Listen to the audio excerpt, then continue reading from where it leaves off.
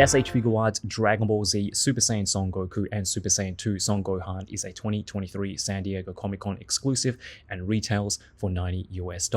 This exclusive 2-pack was made available initially for those who attended San Diego Comic-Con in July, but was later released in August for pre-order on Premium Bandai US. As with all Comic-Con exclusives, this along with the other two releases, Raditz and Main Vegeta, were only made available to people with an address in the States, with orders shipping out late February 2024.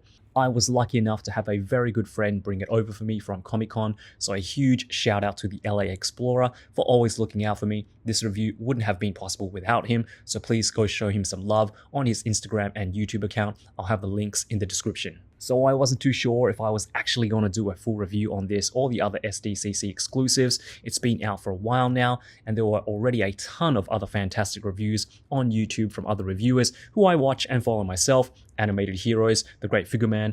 Go check out the reviews if you haven't already. Links will be in the description and floating around somewhere. And to be honest, I didn't think we would have too much to talk about, with this being a pretty straightforward 2-pack at first glance. Sure, we get some new paint with Gohan and a semi-translucent Goku, but I was actually pleasantly surprised to see that there was a lot more going on with this release, and it's all in the details.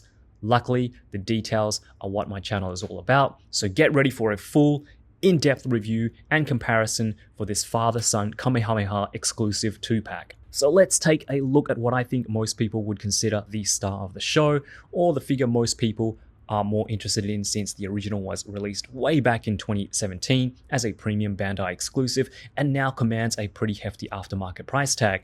To put things in perspective, the original Super Saiyan 2 Battle Damage Gohan originally retailed for 4,600 yen, or roughly $35 US at today's current currency conversion rate.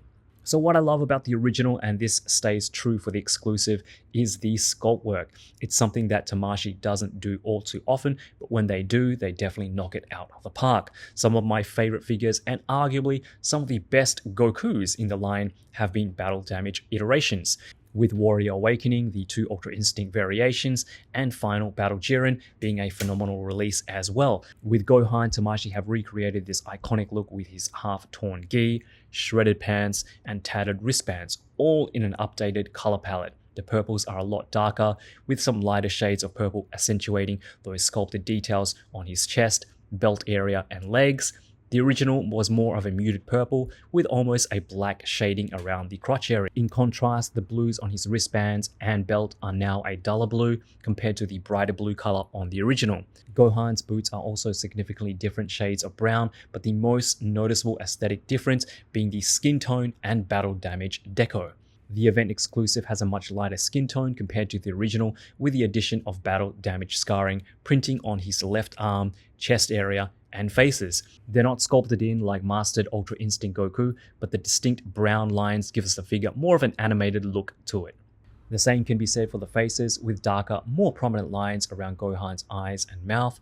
The new face prints are more in line with the recent releases, which have more of an anime look to them. One might say the new faces are an improvement over the original, but I feel both have their own strengths, and it really comes down to personal preference. Speaking of personal preference, I have to say I prefer the darker skin tone on the original Gohan, but I do like the more prominent line work with the newer version. Not to say that the original was bad in any way, the faces on version 1 were pretty much flawless in terms of quality, and I think they have a great selection of expressions. I love that we get 2 expressions for Gohan looking off to the side, giving the release a more interesting look Kamehameha pose. However, the newer version definitely has better centering when it comes to the pupils. I feel the original were just a little too wide apart, whereas exclusive hits that nice sweet spot. In terms of variation, the original has 2 extra faceplates the newer doesn't come with, a face looking off to the side, and a facial expression for Gohan's transformation into Super Saiyan 2, which, of course, is another accessory that the newer version also lacks, the Super Saiyan base head, which I believe Tamashii swapped out for the new Kamehameha effect and hands. A valid decision, since this set was based on a specific moment in the series, whereas the original covers the entire battle, more prominently Gohan's ascension to Super Saiyan 2.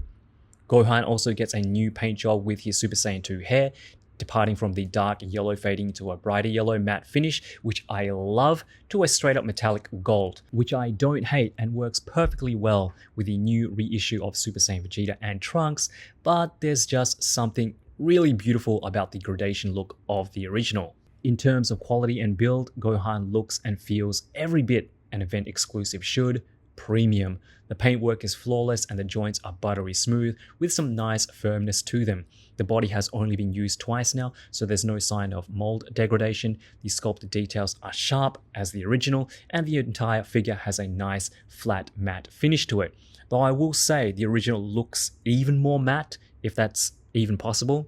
Either way, this event exclusive Gohan is top quality stuff. And so does Goku for that matter. The plastic doesn't feel as hard as Gohan's, but it's not nearly as gummy as full power Goku is, which honestly was what I was expecting given the translucent plastic often has a gummy composition to it. And I think what Tamashii have done here to prevent said gumminess is that they gave Goku some solid colored joints. The knees, elbows, shoulders, and all the ball joints and sockets are your standard solid plastic in light blue, whilst everything else is a mix of semi-clear, semi-translucent blue plastics with a bit of light blue, almost white paint for detailing on the pants, shoulders, and back. Everything else is your standard 2.0 full power Goku, right down to the faceplates and headpiece. With this release, we get 3 facial expressions, minus the smile smirk from the original release, all colored appropriately to recreate Goku in spirit form. And I think this works. It's a great representation of Goku in his afterlife form, especially for that one specific moment. I don't really see you using this for anything else except maybe a family Kamehameha, but it's a great display piece and definitely adds a little something different to the collection. So let's take a look at the articulation. For this review, we're just going to be looking at Gohan for time purposes, and I think by now we all know how the 2.0 Goku body moves, and the Spirit Goku in this set is exactly the same. However, for whatever reason, if you're still curious about that articulation for that particular figure, whether you're new to the hobby or just like hearing me talk, I'll have a link floating around somewhere that'll direct you to my full power Goku review, so you can go check that out. But let's have a look at Gohan for now. So Gohan does move his head up very well, and that is assisted by that very articulated neck joint. That's where you're going to get most of your movement. A lot of people ask me about the neck and I guess the cavity there. If that's actually a defect. No, that happens a lot with the 2.0 figures. You just get a bit of a gap there, but it's nothing to worry about. Gohan does bury his head into his chest, about so. We get side to side rotation and very good left and right tilt. So very good head articulation there. For butterfly joints, Gohan can bring his arms in relatively well.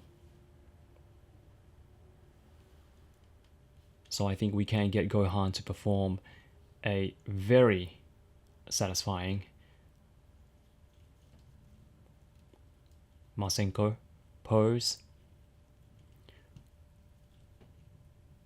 He gets way past 90 degrees and 360 rotation there at the shoulders.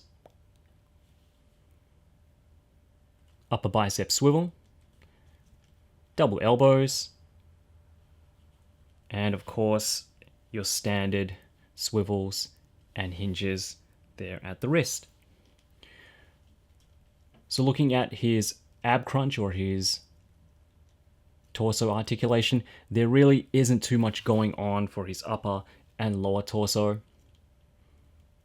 And I think that has a lot to do with the sculpt of the gi, preventing him from, I guess, crunching forward or moving side to side or getting, much movement at all. But we do have a ball joint there at the waist, which will give you most of your range of movement there.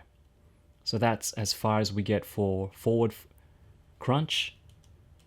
And back crunch is pretty good as well. And we do get, of course, side to side and your tilts.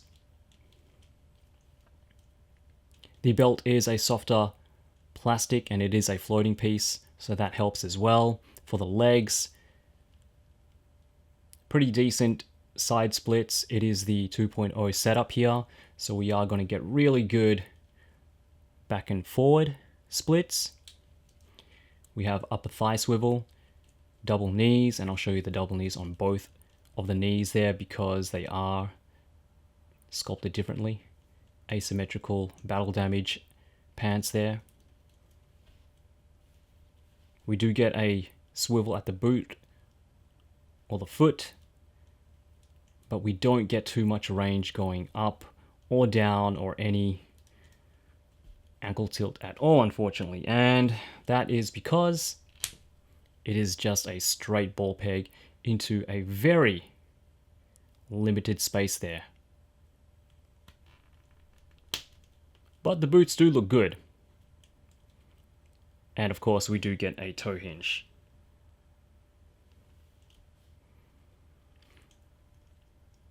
So all in all, fairly decent, I guess satisfying articulation there for Gohan. It is your standard 2.0 stuff. So yeah, you can get him into some pretty dynamic poses. But yeah, I definitely can't wait to see this version of Gohan. Probably my favorite version of Gohan, you know, get a 3.0 update.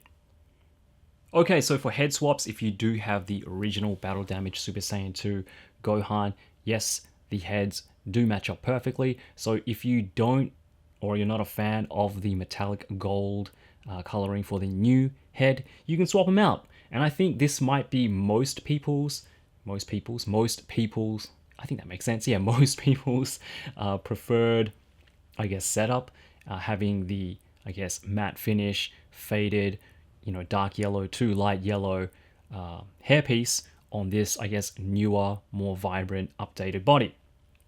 I like both. I think they both work, but yeah, I guess if you do have both of these releases, you can, you know, mix and match to get your ideal look.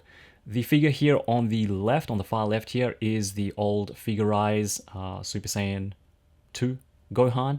I just have the Super Saiyan head from the original Super Saiyan 2 Battle Damage Gohan head with a bit of blue tack on there. The body is almost the same size, the arms, the legs, the whole scale works really, really well. So if you do have that model kit, you can do what I do and, you know, I guess, you know, have a plain non-battle damage Super Saiyan 2 or Super Saiyan base Gohan, something that I think we all want an update to, because the older version, you know, it's a little bit too dated by now. It didn't have the best coloring, but that works really well, I think, as a stand-in. But I'll also show you what it looks like to have the new head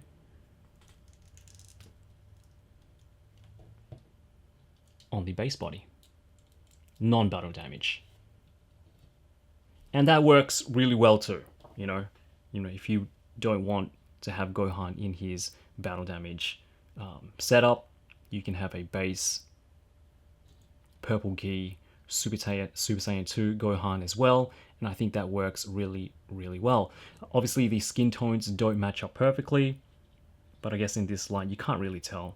The skin tone on the S.H.Figuarts head is a little bit darker than the skin tone on the Figuarts, but yeah, I think all in all, you can definitely do some head swaps and definitely have a lot of fun with your different versions of Gohan, just until, I guess, Figuarts gives us an updated 3.0 version, which I'm sure that they will in the near future. But if you guys were curious, here we go.